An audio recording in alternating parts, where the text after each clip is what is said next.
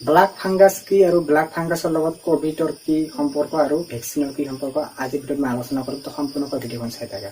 Okay, তো black fungus এটা হৈছে মাইক্ৰ অৰ্গানিজম, মানে এটা অনুজীৱ। ঠিক আছে, মাইক্ৰ'মাইকোচিছৰ লিষ্টত আহে বা মাইক্ৰ'মাইকোচিছৰ এটা গ্ৰুপ ক'ব পৰা মাইক্ৰ অৰ্গানিজম, যেটা কি হয় ব্ল্যাক ফাংগাছ।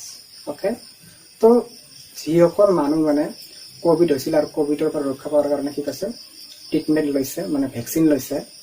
ঠিক আছে, সেইসকলৰ মানুহ কথা কৈছো।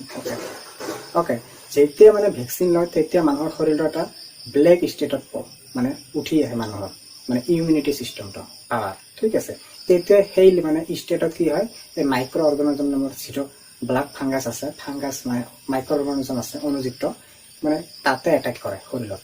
ওকে, আৰু ইয়াৰ দ্বাৰা মানুহৰ ইনফেকশ্যন হলে মানে মানুহৰ শৰীৰত মানে কলা ৰঙৰ কিছুমান মানে অংশ আহিলে কলা ৰঙত দেখা যায় বডিত। ওকে, যিসকল মানুহৰ ইমিউনিটি পাৱাৰ বহুত দুৰ্বল হয় সেইসকলৰ মানুহৰ প্ৰতিহে কি হয়, এই মাইক্ৰ অৰ্গানিজম নামৰ যিটো ফাংগি ভাইৰাছ আছে, অনুজীৱ আছে, সেইটোৱে মানে সহজতে আকৰ্ষিত হয় বা এটেক কৰে শৰীৰত।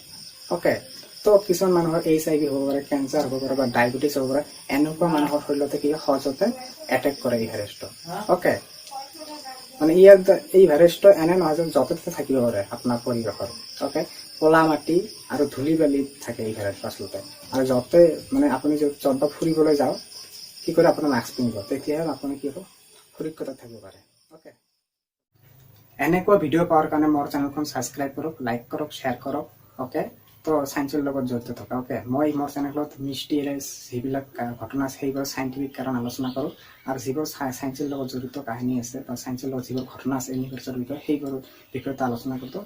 ওকে, তো যদি এনেকুৱা ভিডিঅ' পচন্দ কৰা বা ভাল লাগে, ইউনিভাৰ্ছৰ বিষয়ে জানিব বিচাৰে, মিষ্টেৰীৰ বিষয়ে জানিব বিচাৰে, মানে ৰহস্যময় ঘটনাৰ বিষয়ে, তো মোৰ চেনেলখন ছাবস্ক্ৰাইব কৰক।